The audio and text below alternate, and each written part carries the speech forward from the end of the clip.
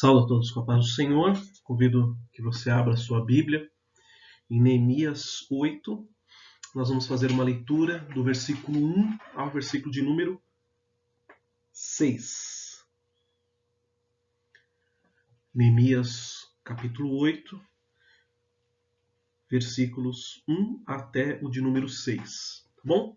Vou fazer uma leitura de novo na Bíblia da linguagem de hoje. Tá? Nos diz assim o texto bíblico. Já no 7º mês, todo o povo de Israel estava morando nas suas cidades. No dia 1º desse mês, todos se reuniram em Jerusalém, na praça, em frente ao portão das águas. Então pediram a Esdras, o sacerdote e mestre da lei, que trouxessem o livro da lei que o Senhor Deus tinha dado ao povo de Israel por meio de Moisés. Esdras levou o livro para o lugar onde o povo estava reunido. Os homens, as mulheres e as crianças que já tinham idade para entender. E ali, na praça, em frente ao portão, Esdras leu a lei para o povo, desde o nascer do sol até o meio-dia. E todos ouviram com atenção. Esdras estava de pé num estrado de madeira que havia sido feito para aquela ocasião. À direita de Esdras estavam de pé os seguintes homens: Matitias, Sema, Anaías, Urias, Wilquias e Maséias. E de pé à sua esquerda estavam Pedaías, Misael, Malquias, Hassum, Rasbadana, Zacarias e Mesulã. Esdras ficou ali no estrado acima do povo, e todos olhavam para ele. Quando abriu o livro, todos se levantaram e Esdras disse: Louvem o Senhor, o grande Deus. Todo o povo levantou os braços e respondeu: Amém, amém. Ali se ajoelharam com o rosto encostado na terra, adoraram a Deus, o Senhor. Amém. Louvado seja Deus por mais uma oportunidade que Ele nos concede de mais um domingo, nós estarmos aqui para estudarmos mais uma porção da sua palavra, né? Então vamos relembrar um pouquinho da aula passada. Nós estudamos o capítulo 5 e o capítulo 6. No capítulo 5 ali nós vemos os pobres murmurando contra os ricos, Neemias ali chamando a atenção dos ricos. E no capítulo 6 nós vimos os inimigos ali conspirando para surpreender e intimidar Neemias. Tá? Então o que a gente viu no capítulo 5? A gente viu que havia uma certa dificuldade. Tá? A situação ali que eles estavam vivendo, não, vamos falar assim, não era das melhores. E o povo começou a ter algumas dificuldades. E vamos dividir em grupos de dificuldades. Tá? Um deles era o quê? Eram as pessoas, os chefes de famílias que tinham, vamos falar assim, grandes famílias, tá? E ali ele não tinha condição de sustentar todas. Não, faltava dinheiro para. Faltava comida, faltava condições para que alimentasse, numa linguagem popular, todas aquelas bocas que eram filhos deles. Tá? Outra situação que nós vimos era o cenário que havia alguns que, vamos falar assim, estavam pagando a sua casa, estavam com a sua prestação das suas terras, tá?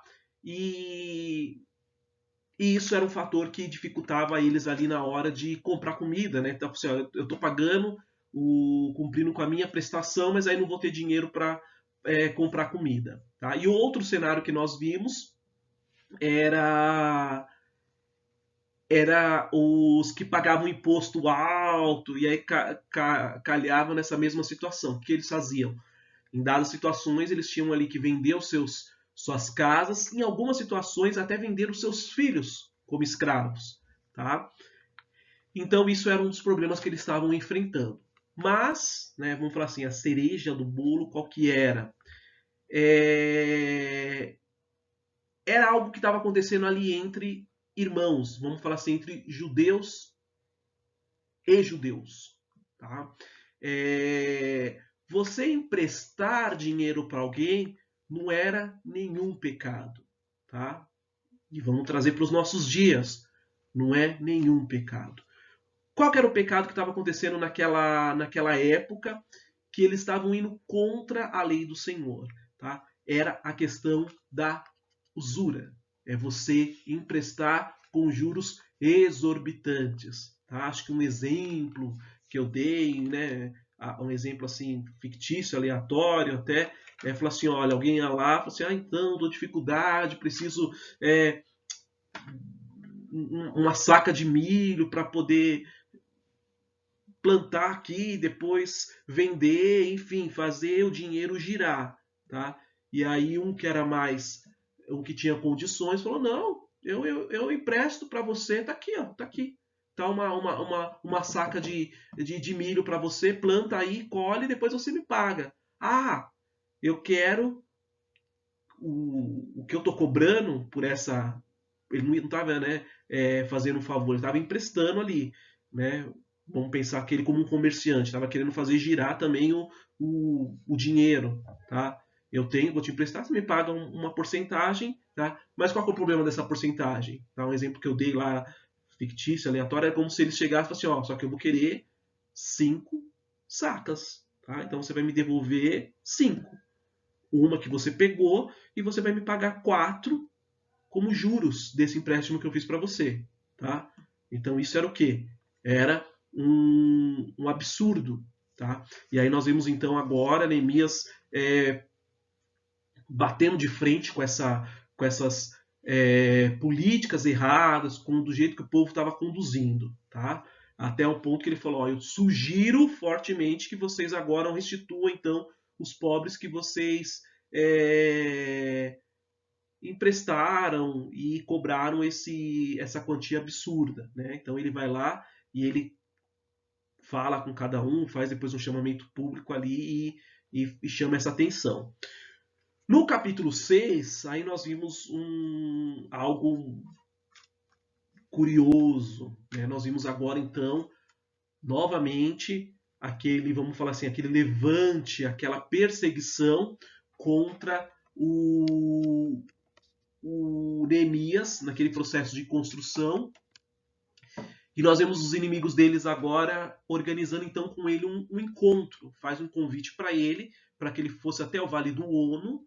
E quando a gente pega assim, em qualquer localidade, tá? Seja em Mauá, seja pensando no estado de São Paulo, no Rio, em Natal, no Rio Grande do Norte, em Recife, todo lugar vai ter uma determinada área lá que você fala, olha, aqui é um lugar que se você puder, evite ir, tá? Dado o seu histórico, dado o local ser extremamente perigoso, tá? E o Vale do Ono tinha essa característica, não era um lugar assim amistoso, alguém chamar você para o Vale do Ono, como se hoje a gente falasse assim, por que não me chamam para ir para a praia então?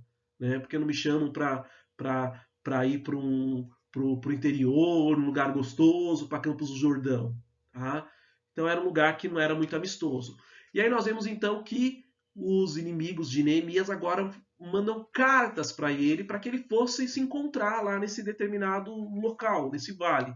E aí mandaram uma, mandaram duas, mandaram três, mandaram quatro, nada disso ali fez com que Neemias desse atenção. Até que numa quinta vez mandaram uma carta para ele, mas aí a carta agora ela foi uma carta aberta, tá? E aí naquela carta ali aberta, ela tinha um tom acusativo, né? Quiseram armar ali um cenário ali para intimidar Neemias, acusar ele de rebelião, tá? Então não foi mais uma carta selada, foi uma carta aberta, pública, para que todos soubessem ali, tá?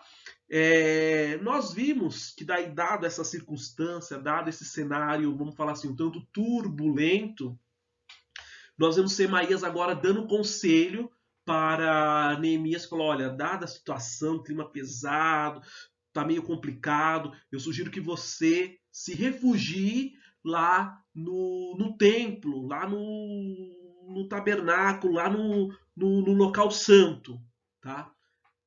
Neemias, ele muito antenado, muito ligado ali com as coisas de Deus, muito, vamos falar assim,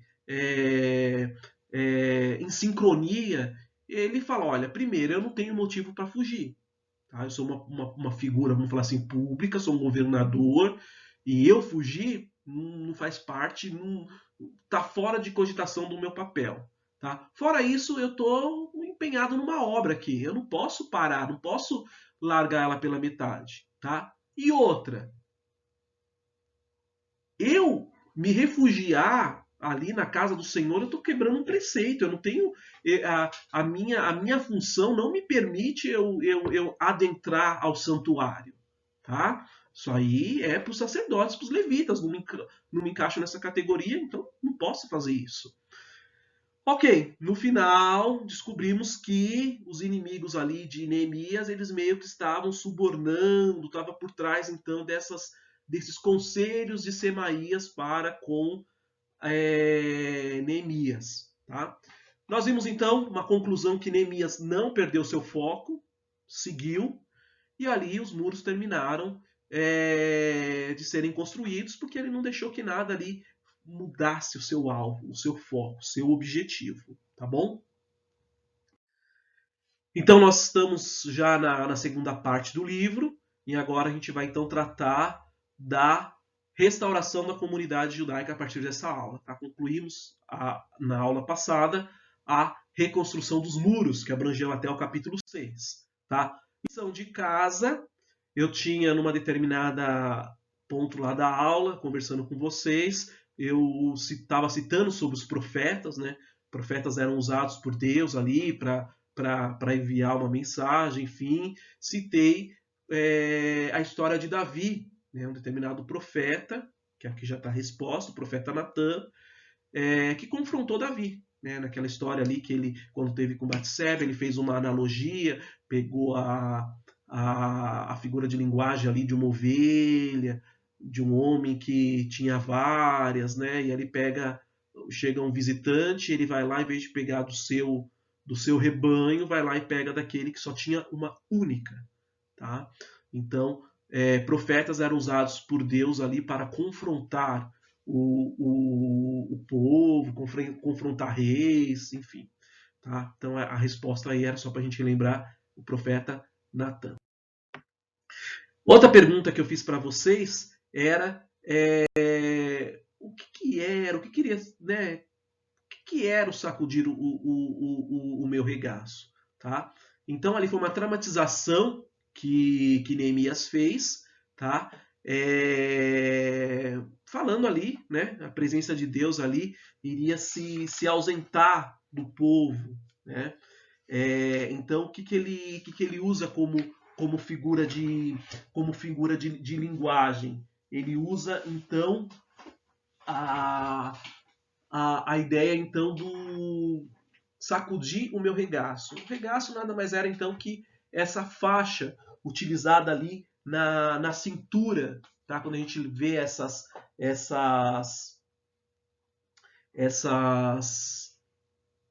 roupas, né, antigas, então a ideia que tinha ali era essa, né, que ia se livrar-se de algo, tá? Então a ideia ali que ele como uma forma de representar essa dramatização, ele querendo representar ali que Deus, né, quebraria faria com o povo, né, que quebrasse a sua promessa, ele então sacudiria ali bem para longe. Tá? Então, uma forma que ele usa para fazer aquela representação naquela hora, ele pega então aquela faixa que ele carregava e faz essa dramatização. Tá? Então, pensando na parte da vestimenta, era isso. Tá? Era essa faixa. E o propósito, então, era dramatizar, né, o que a gente tinha falado na aula, caso o povo quebrasse ali a sua promessa, tá? Talvez essa aqui tenha sido um pouquinho mais difícil de vocês identificar qual que era a parte ali, mas agradeço ali o esforço ali, vamos considerar ali na pontuação todos que enviaram a resposta, tá bom? Então vamos no capítulo 7 agora, adentrar que fala que Neemias agora estabelece guardas e fez uma relação dos que primeiro vieram a Jerusalém. Então, capítulo 6, nós concluímos que o muro foi finalizado, tá bom? E aí eu pergunto para vocês, em quanto tempo esse muro foi finalizado? Demorou semanas, demorou meses, anos, tá? Então, nós vimos lá na aula passada, e aí eu peço então que vocês enviem para mim como resposta aí para a gente pontuar quanto tempo os muros foram concluídos, tá? Em qual período de tempo que Neemias terminou a reconstrução desses muros, tá? E aí então o que nós vemos, tá? Nós vemos agora citando, tá?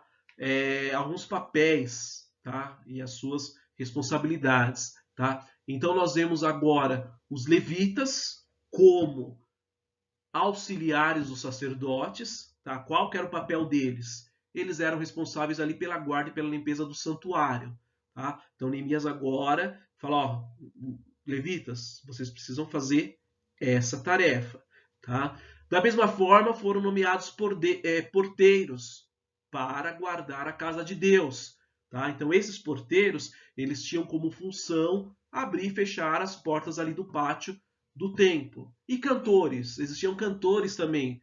Qual que era a função desses cantores? Era guiar o povo na questão de adoração musical a Deus. Tá bom?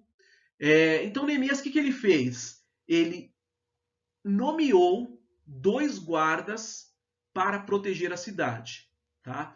Então cada guarda ele era responsável ali por uma determinada parte, pensa numa laranja, dividiu ali no meio e falou, ó, essa região aqui você vai cuidar. E o outro, ó, essa outro lado da região você vai cuidar. E quem eram essas pessoas? Quem foram esses homens nomeados como os guardas? Um deles foi o irmão de Neemias. Nós já vimos, conhecemos até pelo nome, Anani, né?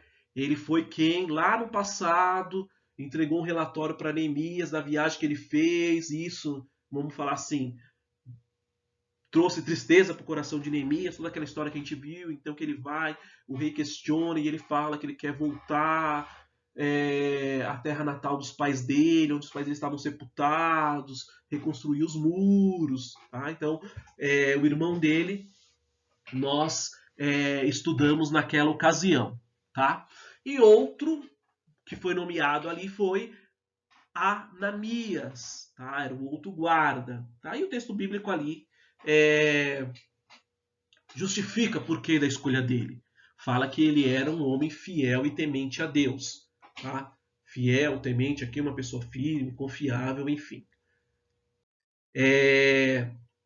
Então, ele era alguém ali que conhecia, que temia o Senhor. Tá? Então, o texto dá uma ênfase na justificativa que teve para Ananias. Ananias, desculpa. Então, o que Neemias fez?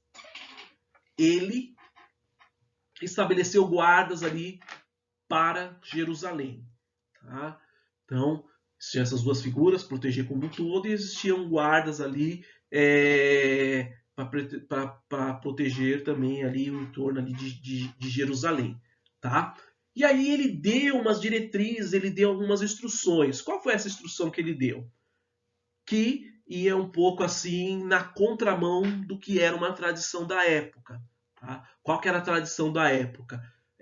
Aqueles guardas que estavam responsáveis ali, vamos falar assim, pelas portas, pela proteção ali da cidade, né? Os guardas, vamos pensar como, né, entre aspas, policiais. Tá? A função deles qual que é? Olha, ao amanhecer, você vai abrir as portas da cidade. Tá bom? Então você vai abrir as portas, é onde vai vir os viajantes, vai vir os comerciantes, enfim. Então você é responsável por abrir as portas da cidade. Tá? Então a porta ali à noite, vamos entender que na grande maioria das vezes ela era fechada. Tá? Então pessoal, deu determinada hora, não, portas fechadas. Só vai abrir amanhã, porque ninguém vai entrar, ninguém vai sair. Mas o que Neemias fez? Ele falou, olha, é o seguinte, só que nós vamos adotar uma política diferente. A porta ela só vai ser aberta quando o sol tiver, que eu coloquei aqui, né, numa linguagem popular, estralando. Então não é porque o sol acabou de sair 6 horas da manhã que a gente vai abrir, não. A gente vai só abrir essas portas quando o sol estiver rachando, tá? Então foi um pouco diferente aí do que se estava acostumado a fazer. E aí, para grande surpresa daqueles inimigos do povo de Deus, essa ação de Neemias frustrou um pouco esses inimigos. Porque se esses inimigos tinham a intenção de fazer um ataque surpresa ao nascer do sol, quando vamos pegar a hora que tem pouca gente, só os guardas ali que estão abrindo a porta, a população ainda não está toda, vamos falar assim, desperta, tá? Então isso frustrou um pouco. Né? Então, digamos que quando o sol a pico, a cidade estava já mega movimentada, então qualquer ataque ali corria o risco de não ser bem sucedido. Então, essa estratégia de Neemias, ela frustra os planos, uma possível tentativa de um ataque surpresa ali por parte dos inimigos. Tá? Então, a porta ela tinha um papel importante ali na defesa da cidade. E aí, o que Neemias, além disso, ele faz? Ele nomeou os moradores locais como guardas, tá? Então eles falou, olha, nós precisamos proteger o nosso entorno aqui e vamos definir aqui guardas como chefes de famílias que ficassem ali de prontidão nas suas casas, tá? Então a ideia, né, a estratégia de Neemias, ela foi, igual eu coloquei aqui, sensacional. Tá? O próprio povo era um vigilante das suas próprias casas. Tá? E aí era muito melhor do que a gente falar, olha, então vamos nomear 15 soldados aqui, e esses soldados aqui, eles vão também ficar nessa região, nessa outra, nessa outra. Eu vou ter apenas 15 homens, mais 2, pensando no geral, lá no Ananias, enfim, protegendo a cidade. E aqui não. Aqui a gente tinha um contingente muito maior. A gente tinha toda a população protegendo, porque eles ficavam ali de prontidão nas suas casas. Tá? Então estejam alerta. Então foi uma estratégia muito audaciosa, muito magnífica, que pensando em proteção, alerta, atenção, ela era muito mais abrangente. Tá? Jerusalém, nessa época, ela não estava, vamos falar assim, totalmente povoada. Tá? Ela já esteve no passado, dado o cativeiro, a devastação que aconteceu. Agora ela estava, algumas áreas ali, vamos falar ainda, que elas estavam desabitadas. Tá? Embora agora a gente tenha os muros protegendo, mas vamos pensar, olha, lá naquele cantinho ali não tem ninguém morando, não tem uma comunidade, não tem um grupo de pessoas que estão ali morando naquela região. Então algumas cidades eram, alguns pontos ali das cidades eram desabitados, estavam livres. Tá? A Bíblia nos fala então que Neemias, assim como nós já vimos no passado, com Moisés, vimos com Davi, resolveram fazer um censo. Tá? E a ideia aqui agora, até lembrando um pouquinho, né, da história de Davi, nós vimos que uma determinada situação, o censo que ele fez, foi um motivo ali de punição. Tá? Porque nós vimos que o censo dele ali foi meio que subiu ao coração dele. Era para saber, era um censo no sentido de falar, ó, mas a gente eu tenho muita gente mesmo, né? Eu estou muito bem equipado, eu tenho muitos homens, né? Foi algo ali com soberba. E ali ele sofreu uma punição, como nós estudamos.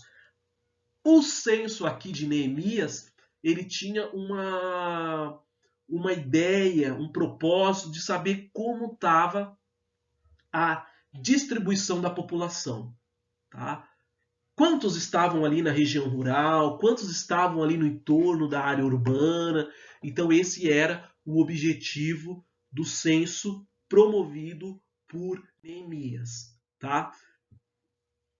E aí então, o que nós vemos? Que Neemias ele encontra uma lista com registro de famílias. Tá? Essa lista ela era composta lá do povo que voltou com Zorobabel lá da Pérsia. Vamos pensar na primeira comitiva. Tá? Interessante dessas listas, tá? Me chama muito a atenção, é que elas eram organizadas. Tá? Pensa, né, se eu chegar aqui de uma forma aleatória, começar a falar alguns nomes dos alunos da escola dominical. Tá? E aí eu vou citar o Antônio, e aí eu vou citar o Vitão, e aí eu vou citar a, a Eichla, por exemplo, e aí eu vou citar, por último, o Júnior. Tá? Minha lista foi um pouco aleatória. Tá? Peguei 2 homens, peguei uma mulher, o, o Djaildo com o Antônio, nenhum parentesco, assim como eu citei o Vitão, sem nenhum parentesco, mas citei a Eichela, que tem um certo parentesco com o Antônio. Então, o que nós vemos? A minha lista foi uma lista aleatória, mas engraçado que essas listas promovidas no livro de Neemias, de Esdras, tá? Elas eram bem organizadas. Tá? Então, olha que interessante a organização dessa lista. Então, essa lista ela começa com o nome dos líderes, depois ali pessoas por famílias, depois pessoas por cidades, depois sacerdotes, levitas, os netineus, os servos de Salomão, aí aborda um segundo, vamos falar assim, uma segunda perspectiva, o nome daqueles que retornaram sem genealogia, que não estão listados nessas que a gente já citou, cita o número total do povo, fala os animais e os presentes oferecidos para o sustento do trabalho. Então era uma lista bem organizada. Tá? Fiquei na dúvida, gostaria que vocês pesquisassem o que eram os netineus, tá? Que está destacado aí nessa listagem. Tá? Quem que eram? Porque essa menção, essa diferenciação, o que era essa categoria? Tá? Sacerdote conhecemos bem, levitas conhecemos bem, mas quem que eram os netineus? Então fica como uma outra lição de casa para vocês aí. Tá? A reconstrução do templo, nós vimos que teve várias contribuições. Várias pessoas ajudaram nesse propósito. Tá? E dentre eles, vamos falar assim, começando da camada mais alta, o governador, tá? Chefes de famílias, de grupos de famílias e também o povo. Tá? Então aqui nessa relação aqui, já no finalzinho do capítulo, nós vimos que o governador ele já ajudou com 1000 dáricos em ouro. Tá? Ele deu também 50 vasilhas ali para que fossem utilizados no culto e pensando na estrutura eclesiástica, vamos falar assim, ele falou, olha, também vou dar 530 mantos sacerdotais, porque tem os sacerdotes, eles fazem toda a cerimônia e tal, então eu vou dar também os mantos sacerdotais. Esses chefes de famílias, eles também foram lá e deram a sua contribuição, 20.000 dáricos em ouro, tá? E 220 arretéis em prata. O povo também deram ali uma contribuição que somou 20.000 dáricos em ouro, 2.000 arretéis de prata e também contribuíram com vestes sacerdotais. Meio confuso essa questão de dáricos, de arretéis. Eu preciso que vocês pesquisem e transformem numa linguagem melhor para mim. Fala, olha, 1000 dáricos, estamos falando em tantas quantidades. Arratéis, 2.200, cada arratéis vale tanto, que aí somando aqui 2.200 vai dar esta quantidade, numa linguagem mais fácil de a gente compreender, tá bom? Então é outra lição de casa para vocês pesquisarem e trazerem. Essa listagem que nós estamos vendo, né, indo de encontro com aquilo que a gente fala, que os livros eles estão de certa forma ligados, tem um certo relacionamento, não só pelo seu autor ali que compilou, que a gente viu lá, que atribui-se grande parte a Écio, responsável por essa compilação. Nós vimos que essas listagens, se a gente comparar essa listagem que nós estamos vendo agora com a listagem de Esdra, ela é praticamente a mesma, exceto por alguma ou outra pequena modificação. Tá? Então, pequenas coisinhas sofreram alteração, mas ela é muito semelhante com aquela que nós estudamos no capítulo 2 de Esdras. Tá bom? É um capítulo um tanto extenso, tá? Esse capítulo que nós acabamos de concluir, mas é um capítulo com muitos nomes, tá? Então não interessa muito para a gente aqui ficar passando nome por nome, tá? A ideia então é mais a gente se atentar para isso, saber que, olha, esses nomes aqui eles estão obedecendo um certo agrupamento, tá? Eles, quando foram feitos, foram seguir uma certa categoria. Então, aqui, aí vocês voltam para aquele slide lá, olha, aqui a gente tem esse grupo de pessoas, aqui esse outro grupo, então tá tudo categorizado ali. No capítulo 8, nós vamos ver, aqui está errado, depois eu corrijo, do versículo 1 até o versículo de número 12, tá? Nós vamos ver Esdras lendo a lei diante do povo. Tá? Então, todo o povo, né, estamos falando ali que agora todas as localidades, tanto você pensar naqueles lá da zona rural, pensando naqueles da zona urbana, tá? Se reunindo. Tá? E onde que era esse encontro? Onde que foi esse chamamento? Onde que agora esse povo se reuniu para esse encontro, para essa reunião?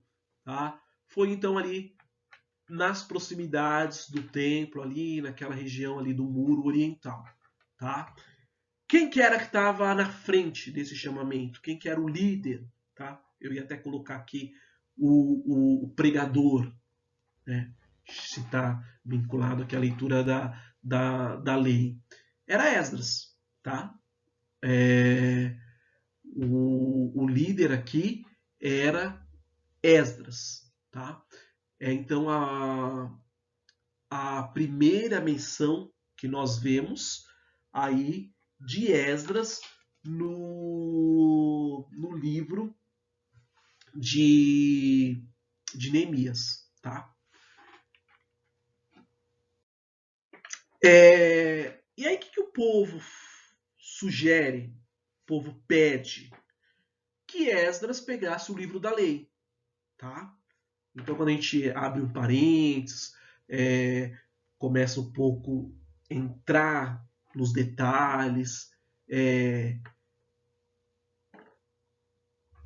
pensar de uma forma um pouco mais abrangente, tá? A gente vai descobrir, vai meditar que, olha, antigamente a lei ali ela estava, né, voltado o estudo para uma determinada camada de homens instruídos. E agora nós estamos vendo então que quebrando, vamos pensar assim, nesse protocolo e a lei sendo mais abrangente, sendo pública. Tá? Então, quando a gente olha essas, a gente tenta analisar alguns costumes, algumas tradições. Então, nós vemos aqui esse exemplo. Tá? A lei agora, o estudo se tornando público. Tá? Outro aspecto que nos chama a atenção. Geralmente, quando a gente vê algumas passagens, algumas citações falando de reuniões, enfim, de grupos reunidos, fala de homens. Ah, os homens estavam reunidos, às vezes a gente pode até encontrar alguma menção mais genérica, suas famílias, tá? Subtendias então que as mulheres estariam ali no meio, em algumas ocasiões as crianças, tá? Mas nesse texto de Neemias, este grupo, vamos falar assim, não passa batido, não é colocado uma menção genérica. Eles são citados implicitamente, tá? Então esses grupos aqui, eles são citados, na verdade, explicitamente, tá? Vamos falar, olha, as mulheres estavam presentes, tá? Então, algo que não era muito comum ali quando a gente vê essa citação, mas aí fazem questão de citar explicitamente, né, as mulheres aqui, tá? Então elas estavam presentes neste grupo, nesta reunião aqui que estavam sendo chamadas, que estava sendo convocada, enfim, tá? As crianças, tá? Também aqui com mais idades, elas estavam reunidas, tá? No primeiro dia do 7º mês, tá? E os muros, quando que eles terminaram? Tá? Eles terminaram no dia 25 do 6º mês.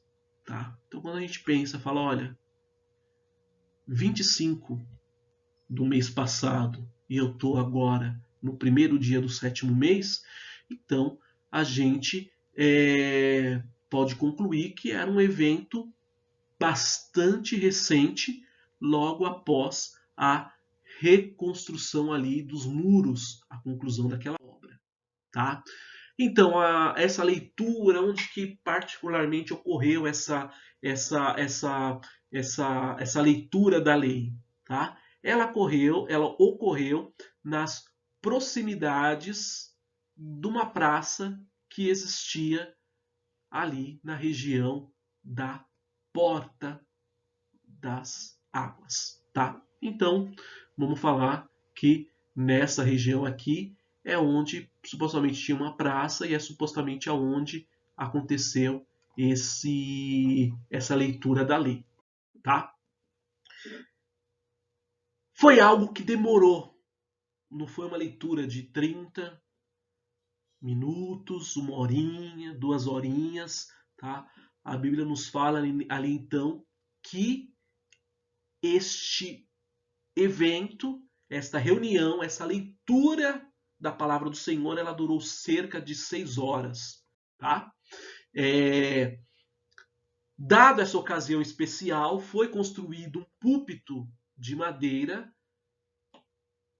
para este objetivo. Gente, precisamos construir um muro, esse muro vai ser colocado ali para a leitura da palavra do Senhor, para a reunião que vai ter, que Esdras ali vai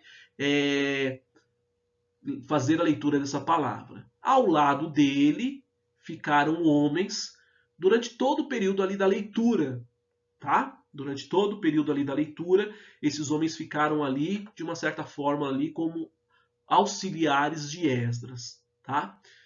E ali a Bíblia nos fala que o momento em que Esdras abriu o livro, todo o povo se pôs de fé, num ato de reverência à palavra de Deus, tá?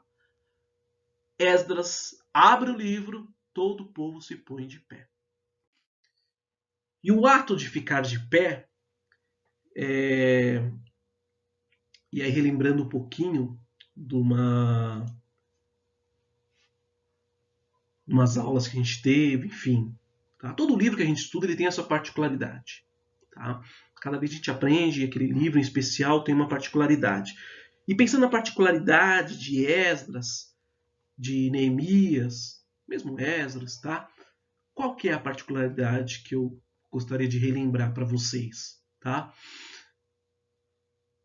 Tem aquela figurinha que eu mandei para vocês no grupo, né, que eu falei que a gente vai utilizar no trabalho, mas se vocês lembrarem também quem estava presente quando eu mostrei para vocês a relação ali do livro de Esdras com outros livros, Neemias, tá? Então, só relembrando, quando a gente pega aqui, ó, tá? Estamos falando que o livro de Neemias, ele tem um relacionamento, são contemporâneos, tá? Com o livro de Malaquias, tá? E aí pensando isso em o livro, né, de Neemias, a história que se passa aqui em Malaquias, elas acontecem, vamos falar assim, já praticamente no finalzinho ali da história do Antigo Testamento. Tá bom?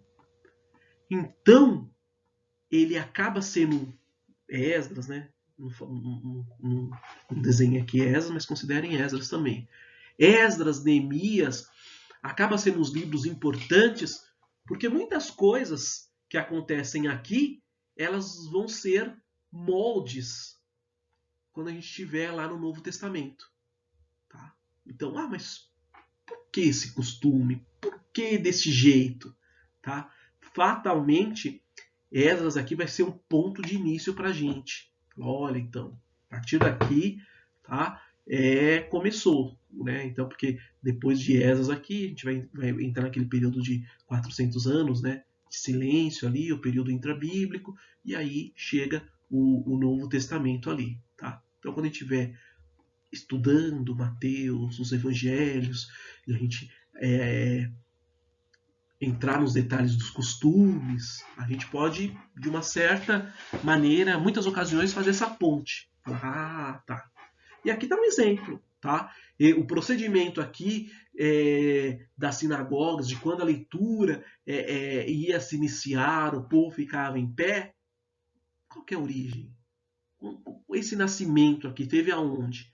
A gente pode, né, de uma certa forma, falar que aqui, ó, no livro de Neemias, nessa ação de Esdras, o povo se levantando, aí se tornou um costume, se tornou um hábito dali para frente. Antes da leitura do povo ali, nós vemos a leitura do livro, nós vemos agora Esdras conduzindo o povo ali para uma oração, tá?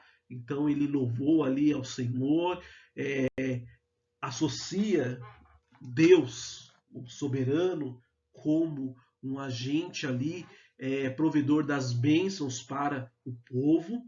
O povo confirma aquela ação falando amém com as suas mãos levantadas, num símbolo de concordância. Tá? E aí, na sequência, o povo se prostra com o rosto em terra, né, como uma representação ali de submissão a Deus. Tá?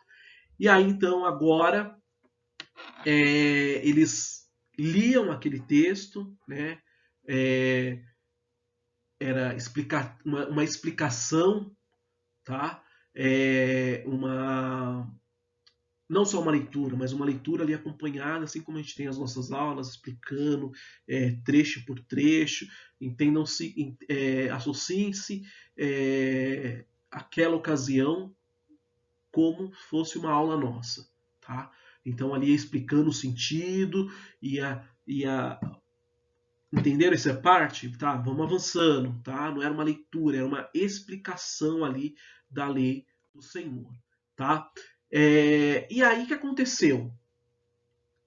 Um sentimento começou a tomar o povo, tá? O povo começou a chorar, tá? E aí novamente essa figurinha aqui do contraste. Qual que era o contraste? Por que o povo tava chorando, tá?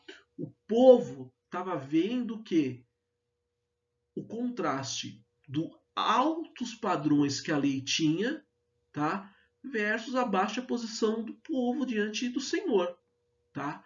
E aí causou o quê? Um temor, um sentimento de arrependimento, tá? Que levaram esses judeus a se converterem. Tá? Falou, gente, Esse tipo de expressão muito comum, né, que a gente, em dadas situações, uma determinada pregação que ocorre, e no final daquela pregação a gente fala, gente, eu preciso aceitar Jesus de novo, porque, né, eu preciso mudar de vida, né? Embora você é cristão, tal, você fala, gente, eu preciso de uma mudança, preciso aceitar Jesus de novo, preciso refazer a minha vida, a minha vida com Deus novamente, voltar ao primeiro amor, enfim, mais ou menos foi o que aconteceu naquela ocasião. Os judeus agora se converteram, falaram, olha, a gente precisa se converter ao Senhor, seguir, fazer a vontade do Senhor, tá? Neemias, os levitas, diante daquela situação, eles se regozijaram no Senhor. Tá? Eles ficaram felizes em ver o povo se arrependendo, o povo ali agora se convertendo, o povo chorando, mas eles falaram, gente, não tem necessidade de vocês chorarem, tá? Vamos se alegrar, é tempo de nós celebrarmos, é tempo de nós agora, é um dia consagrado ao Senhor, é uma festa, tá? Que festa era essa? A festa das trombetas, tá? Então vamos celebrar, tá? Então eles convidam o povo, falam, olha, entendo a alegria de vocês, entendo esse momento de conversão que todos vocês estão usufruindo, estão passando, mas agora vamos celebrar. Tá? Vamos parar de chorar e vamos celebrar. Tá? Então o povo foi instruído ali, ok, ó, vamos comer, vamos beber, vamos compartilhar com os nossos irmãos, tá? Vamos vivenciar a alegria do Senhor. Tá? E essa alegria do Senhor era algo que o povo estava vivendo, dado seu relacionamento com Deus, dada a comunhão que eles estavam experimentando naquela ocasião, tá? Então, dado aquele momento, tá? Eles estavam conhecendo mais do Senhor. Então, conhecendo mais do Senhor, eles fatalmente agora usufruiriam de uma alegria transbordante. Tá? Então, o texto bíblico lá fala que a alegria do Senhor é a nossa força. Tá? Essa força aqui está dando o sentido de lugar de segurança, refúgio, proteção. Tá? O que era proteção para o povo? Eram os muros? Não em primeiro plano. Tá? Em primeiro plano, a proteção era Deus como agente protetor do povo judeu. Tá? Os muros eram importantes, no processo ali que estavam construindo. Lembra que o povo estava com uma mão ali trabalhando, mas outra também ali na espada. Tá? Mas ali, qual que era a proteção principal? A proteção principal era proveniente de Deus. Tá? Eles estavam ali fazendo a parte, estavam com armamentos, estavam em prontidão, mas a proteção inicial era de Deus, tá bom? E agora o povo, então, o que ele estava? Né? Ele agora iriam para suas casas, iriam comer, iriam beber, iriam se regozijar. E qual que era o agente motivador? A palavra de Deus que estava, vamos falar assim, chumbada, inserida no coração dos judeus. Tá? Então agora o povo estava alegre, tinha motivos para celebrar, tá? Tudo isso motivado pela palavra de Deus viva nas suas vidas. Tá? Então a palavra ela foi ministrada por Neemias, por Esdras, pelos levitas. E agora, tá, como uma consequência ali de, olha, estou praticando, então a gente vai celebrar então a festa das trombetas, tá? A festa dos tabernáculos, tá? Elas ocorrem aqui no texto, nos versículos 13 a 18, comentando sobre a festa dos tabernáculos. Então pensem o seguinte, depois, tá, de ouvirem aquele ensinamento da palavra do Senhor, no dia seguinte, alguns grupos voltam para se reunirem para ouvirem mais a palavra do Senhor. Tá? Quem que eram esses grupos? Os levitas, os sacerdotes e os cabeças ali dos pais de todo o povo. Né? Pensam os líderes ali de determinadas famílias. Tá? Então, por que voltaram? Voltaram com esse intuito de se reunirem para entender o sentido das Escrituras. Tá? Olha, como que eu devo proceder? Como que a palavra do Senhor fala? Tá? Quem que era o interlocutor? Quem que era o pregador, igual eu coloquei ali no slide? Era o próprio Esdras. Tá? Que parte da lei que eles estavam lendo? Tá? Vamos situar, estavam lendo a lei, mas que parte? Estavam lendo lá a parte da lei que fala em Levíticos 23. Tá? Então, se depois vocês quiserem se situar, falar, mas onde? Então, eles estavam aqui, ó, em Levíticos 23. Tá bom? E aí o que acontece? Nessa parte aqui, eles estão descobrindo, estão aprendendo, tá? Eles chegaram à conclusão ali que a festa dos tabernáculos, ela tinha um período para acontecer no 7º mês, tá? Do dia 15 ao 22, e nesse período falava então que o povo ali deveria viver em cabanas, tá? Confeccionadas de galhos novos, de árvores frutíferas e palmeiras. Então, nesse período, o povo viveria ali em cabanas, tá? Durante esse período ali da festa dos tabernáculos, tá? E essas cabanas? As cabanas elas ficariam espalhadas no pátio, na rua, nas praças públicas e até nos terraços das casas, tá? Trabalho. Nesse período ninguém trabalha, tá? Mas vem cá, e o objetivo dessas cabanas? Tá? De certa forma, ali era um memorial aos antepassados que viveram em tendas, né, nessas cabanas, no período ali pós-exílio, né, pós-êxodo, tá bom? Então a cabana ali ela tinha como objetivo ali um símbolo de proteção, preservação e abrigo, tá? E aí o povo, o que ele fez? Eles celebram esta festa do tabernáculo seguindo o script original, tá bom?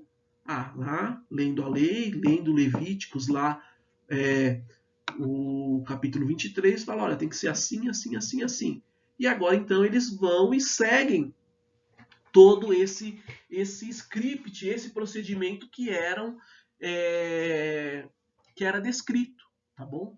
Então ali os moradores da cidade eles fizeram cabanas nos terraços das suas casas, no pátio. Já os sacerdotes levitas eles armaram essas tendas nos átrios da casa de Deus, tá? Que era o lugar ali onde eles, vamos falar assim, serviam, tá? E os moradores da zona rural eles fizeram as suas cabanas nas proximidades das portas das águas e da porta de Efraim. Tá? Eu peço inicialmente desculpa porque eu não achei uma figura em português. Eu vou tentar achar uma figura em português para substituir essa, mas os nomes aqui em inglês eles estão muito fáceis assim de a gente associar, tá? Não está muito difícil, tá? Então eu vou dar um zoom aqui nessa foto aqui.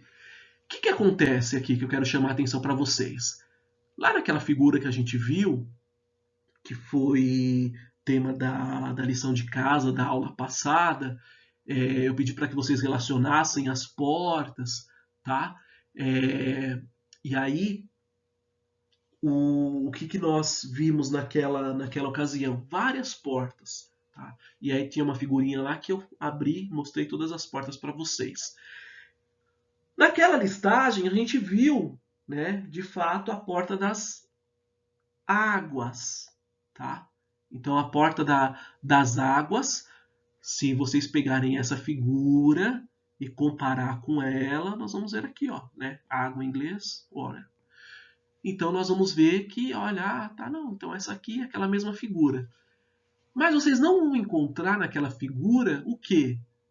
a porta de Efraim. Tá bom?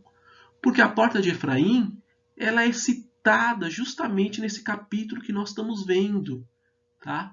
Então, deduz que a porta de Efraim, ela está localizada nessa região aqui, ó, né? Tá? Aqui, tá? Se vocês verem lá, né? O que é fish em inglês? Peixe, né? Então vocês vão ver a porta do peixe, tá? E aí então a gente está falando que o portão de Efraim ele estava próximo ali à porta do peixe, tá? Então é isso que tem um adendo, tá? Naquelas portas, porque essa porta aqui ela é citada já no capítulo que nós estamos estudando. Não citava lá onde nós estudamos aquele capítulo, se eu não me engano, era o capítulo 3, tá? Não tem essa citação. Mas aqui no capítulo 8 ela é citada, tá? Então os estudiosos entendem que provavelmente a localização dela estava nessa região, tá bom? Então é uma pinha adicional para a gente ter aí bastante interessante. Fico devendo aí, vou ver se eu acho para vocês a correspondência desse mapinha com os nomes em português, tá bom? Mas aqui ó, Portão das Águas, aqui né, Portão das Águas, do peixe ali que eu acabei falando com vocês agora, tá? Portão das Ovelhas aqui, ó, tá? Ovelhas, tá? Aí dá para vocês se situarem naquele primeiro mapinha que a gente tinha dado para que a gente tinha estudado. E aí o que a Bíblia nos fala? Tá? No primeiro momento, quando a gente lê ali, a gente pode ter uma interpretação errada. Tá? Fala assim, ó, nunca fizeram assim os filhos de Israel desde os dias de Josué. Então vamos falar assim, quando a gente lê isso correndo, a gente fala assim, então, só lá em Josué que o povo celebrou essa festa dos tabernáculos e depois não celebrou mais. Tá? Mas não é esse o enfoque, porque quando a gente vai lá em 2 Crônica, a gente vê Salomão celebrando, quando a gente vai em Esdras, a gente vê ele celebrando, e se eles celebraram aqui, como que nunca celebraram, nunca fizeram desde os dias de Josué? O enfoque aqui está no entusiasmo, tá bom? Lembra quando a gente de vez em quando come uma comida e por mais que a gente coma, né, vamos pensar num peixe, lá a gente fala, gente, mas eu nunca comi um peixe igual esse. E olha que eu gosto de peixe, e olha que eu como peixe, tá? Então, essa associação aqui do versículo 17 não está falando que eles nunca fizeram depois de Josué. Está falando que o entusiasmo deles nunca tinha sido tão grande como aconteceu lá atrás, no tempo de Josué. Celebraram aqui, não é que foi uma celebração, como que eu posso falar, no tempo de Salomão, de Esdras, uma celebraçãozinha qualquer. Não, fizeram todo o ritual, povo feliz, mas o entusiasmo do povo judeu se destaca aqui nesse capítulo que nós estamos estudando, tá? Então, o entusiasmo do povo era contagiante, tá bom? A leitura da lei era exigida durante toda a celebração da festa dos tabernáculos, tá? Então nós tivemos leitura dos tabernáculos durante todo esse período. Amém? Então aí nós concluímos o capítulo de número 8, tá? Já estamos praticamente indo para o final aí, do livro de Neemias, tá? O livro de Neemias termina no capítulo 13, se eu não me engano. Isso, capítulo de número 13, tá? Terminamos já o capítulo de número 8, tá? Hoje, né, comemorando aí os Dias das Mães, eu quero em especial desejar um feliz Dia das Mães para todas as alunas aí da escola dominical. Que Deus abençoe o dia de vocês, que vocês sejam mães inspiradoras para os seus filhos, não só na questão da educação, mas também na questão questão não da educação secular só, mas na educação visando os princípios bíblicos, tá? Fico muito feliz que eu tenho muitas mães que são alunas e mães que levam seus filhos para a escola dominical, tá? Então, eu desejo um ótimo Dia das Mães, infelizmente num período um tanto turbulento, mas que isso uma hora vai passar, que Deus vai estar do nosso lado nesse dia, do lado de vocês, e que Deus abençoe grandemente a vida de vocês, tá bom? A nossa lição vai estar no repositório na próxima aula. Hoje eu vou colocar a aula passada, tá? Falando um pouquinho do momento que a gente está vivendo, né? Eu já tinha falado na aula passada para os irmãos que se tinha uma expectativa lá atrás de a gente ter uma flexibilidade nessa questão da quarentena. Ela estava ficando um pouquinho difícil, dado o cenário do avanço, enfim. Tá? E olhando essas últimas notícias, a gente vê que a quarentena no estado de São Paulo, enfim, ela foi prorrogada até o final do mês. Tá? Mas olhando, né, o cenário que a gente está, não há uma perspectiva de a gente tão breve voltar.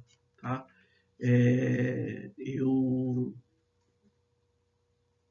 até ontem eu vi uma reportagem de um estudo, né, falando, e assim, tá certo que é um estudo, tá? Mas fala assim que esse estudo fala que a normalidade deve só acontecer depois do Natal, tá? Mas é um estudo, tá? A gente não sabe o que tem pela frente. Mas olhando não a longo prazo, mas olhando a curto prazo, é que a gente não tem uma perspectiva de estabilizar em maio, né? Vou dar um chute aqui em junho, tá? Então a gente precisa começar a partir para um plano B e, de fato, a gente começar a pensar numa transmissão de um culto no domingo, tá? O problema que a gente tem é que na igreja ali o sinal não é legal de celular, tá? Então a gente pensar de uma transmissão do culto na igreja ao domingo não vai ser muito favorável. Os sinais móveis ali devem travar, enfim, o sinal móvel ali naquela região ali é bem complicado. Tá? Funciona, mas se a gente pensar numa transmissão, eu tenho certeza que vai travar, vai ter queda. Tá? Então, possivelmente a gente vai fazer em uma casa a transmissão e aí a gente combina o horário certinho. Tá? E aí, então, a partir do domingo, a gente precisa se organizar nesse sentido. Tá? A gente criar de fato o hábito agora de a gente fazer uma transmissão de um culto no lar mesmo, que seja no período ali do culto, para a gente voltar a ter esse contato do culto, né? Enquanto isso, eu acredito, espero que vocês estejam fazendo o culto de vocês, mas dado o cenário que não há uma perspectiva de volta, então vamos criar essa estratégia de a gente fazer um culto no domingo com transmissão, tá? Possivelmente a transmissão vai ser por esse canal do YouTube que eu criei para a escola dominical, mas também vamos fazer uma transmissão simultânea ali pelo Facebook, e aí os irmãos vê o que é melhor, tá? Vamos então se programar para domingo, vamos passar um horário certinho, tá? E aí os irmãos estejam preparados aí, criam então esse calendário, assim como todo domingo você se locomovia para a igreja, então você vai agora criar um compromisso de no domingo, determinada hora que a gente combinar, a gente vai estar todos unidos então ali para fazer um culto, uma transmissão de um culto, tá bom? Então fiquem com Deus, Deus abençoe a cada um ótimo domingo, uma ótima semana, Deus abençoe a vida de vocês.